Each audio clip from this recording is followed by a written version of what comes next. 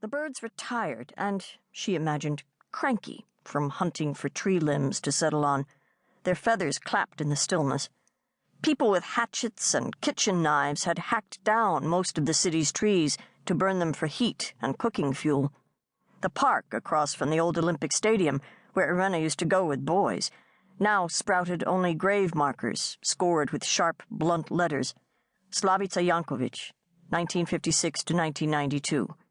Or Blonde Girl on Karlovatska and Proletariat Brigade Boulevard, 27-5.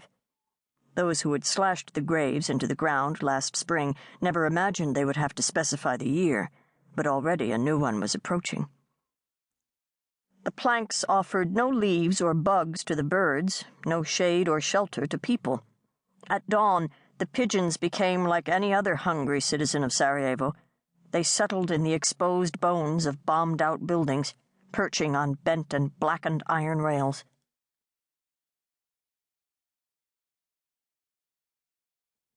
While Irena crouched soundlessly on a scarred concrete landing behind a smashed wall, she could hear the tinny blast of a loudspeaker begin to blare "The Night" from just across the line. He was the morning voice the Bosnian Serbs broadcast from Pale, the old mountain resort a dozen miles away where they had wheeled artillery pieces in among the ski jumps and hot tubs and declared a capital. Irena heard the first chords of the Clash song the Knight often used to begin his show after a night of pouring mortar fire. "London's burning," she could make out as the words battered her ears. "All across the town, all across the night." The Knight's voice crept in over the last lines as the band sang about wind howling through empty blocks and stone. "That was some night, wasn't it?" he said with a show of wonder. "Over in Novo Sarajevo, Rosno, and Bistrik. Sexy motherfucker fireworks," he declared in English. "It looked like the Terminator. I don't mean to be ungallant, but my lady and I actually got it on by the blasting lights. Each boom, another boom. I almost cannot keep up with those cannons. Boom, boom, boom, boom. My lady said to me, 'Is that you, Knight, or the bombs making the earth rumble? Whatever it is, do it again. My ass is yours.'" The Knight seemed to chuckle at unseen companions nearby. 40 years of turgid state pronouncements had dulled citizens on all sides of the old Yugoslavia to the kind of dreary propaganda that broke into phony, breathless bulletins. "Truly astounding, comrades! A new record for cucumber production," between tuneless socialist anthems. Outlandishness had become a new state language, audible in the decrees of Milosevic and Karadzic, Serbian turbo-prop nationalist rock, and the Knight's morning monologues. "Are you preparing your breakfasts over there?" the Knight asked solicitously. "We are. I'm getting ready for toast, sausages, and coffee. Fresh eggs and milk. What do you get?" "Oh, yes, I've seen them. Those hard beans in plastic sacks from the United Nations. They look like bird turds. Do they taste like bird turds? We've seen you trying to claw each other for bags of those turds in the food lines. Do even birds do that?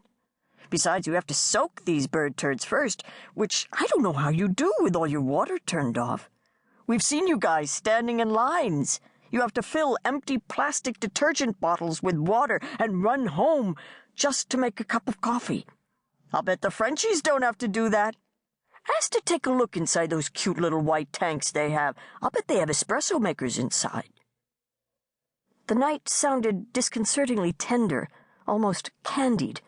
Irena and other women she knew, including her mother, had tried to imagine what he might look like. "A sexy voice usually means an old mole," Mrs. Zaric had advised. "It's all they have." But Irena envisioned a round-shouldered man with curly black hair damp from the shower, a curly-lipped grin studded with a cigarette, and sleepy-lidded cobalt eyes behind curls of smoke, the blue-eyed bad boy who flattered with insolence. "And what," the Knight continued, "do you make out of that canned American Army meat the Yanks have left over from Vietnam? The Yanks send you food that Americans wouldn't give to their dogs. Look at those pictures in American magazines of Americans fluffing up juicy food into their dogs' bowls. Doesn't it look delicious? Wouldn't you just about die for a bowl of American dog food? The knight paused to share another indulgent chuckle. Americans love their dogs. Love them more than Muslims, Jews, and Gypsies. Pray to Mohammed that you come back in your next life as an American dog. Leap into their laps, lick their faces. That's the life. One of the first UN commanders to come to the city was Indian. He was aghast when he read the English translation of the knight's routines. The general had gained most of his soldierly experience in his country trying to quell riots that had been inflamed by flowery ethnic harangues. "Oh, the kid is just a comedian," said Radovan Karadzic, the Bosnian Serb leader with great Chrysler-like swells of silvering hair. "I know him a little. You would enjoy him. Perhaps we'll have a drink sometime, if that doesn't offend Krishna. The knight, Netsko is his real name, is a nervous little wisp. He wears thick black glasses to cover a nervous twitch. Kids like to shock, you know. I'm a psychiatrist. I have insight that other political leaders lack. Besides, Commander," and here Dr. Karadzic leaned in as if confiding something personal, "he doesn't mean your Muslims. He means ours. Turks. Yours have an ancient, noble history. Ours are descendants of turncoats who have professed their faith for only a few hundred years, then expect to be treated like the ancient Greeks. I'm the only man who should take offense at the knight. Each of his little monologues takes up time that could be used to read my poetry." The commander rather expected a smile to follow, but Karadzic's face stayed stony. The commander was replaced in Sarajevo within a few weeks. The knight continued his morning recital.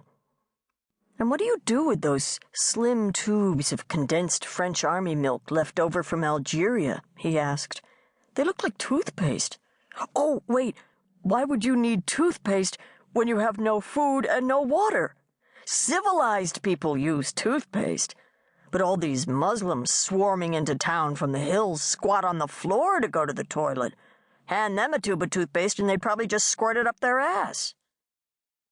The knight then took his voice down a notch until it was low and slow. "Well, Muslims, savor your crumbs. Our boys are coming over to party tonight.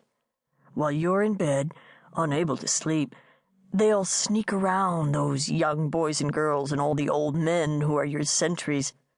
Do you think the Frenchies will stop us? They'll turn their blue helmets around and face the other way. The United Nations are united in being scared. Serbs are warriors, not faggots. We'll track down all the ragheads, Jew lovers, and gypsy whores. We'll shake them out of their beds and then take them from behind. Ooh, they like that. People who squat on their heels to shit must like it up the ass. Our boys will wring your necks like fragile birds. We'll pour your blood into a silver juice cup and drink it like plum wine. Tonight, we Serbs will eat roast duck, golden potatoes, and rich red beets." And here, underneath the knight's voice, she could hear Phil Collins beginning to sing. "She calls out to the man in the street. But we will leave room in our gullets," the knight went on over the music, drawing out each syllable almost dreamily. "We will leave room for your homes, your jewels, your televisions and cars, your wives and daughters." "Oh, think twice," he joined in imprecisely with Phil Collins's rasp. "It's just another day in paradise." Sometimes, Irena thought, you have to listen to an awful lot of crap just to get to the music. A pigeon flapped onto Irena's head, flexing its claws in the chain stitch of her black ski mask, 1, 2, 1, 2, like a disco step. The matchstick-thin pink toenails that she found so exquisitely petite and endearing cut sharply into her scalp, 1, 2, 1, 2. Irena cursed the sociability of pigeons as another flapped in. "Damn bird."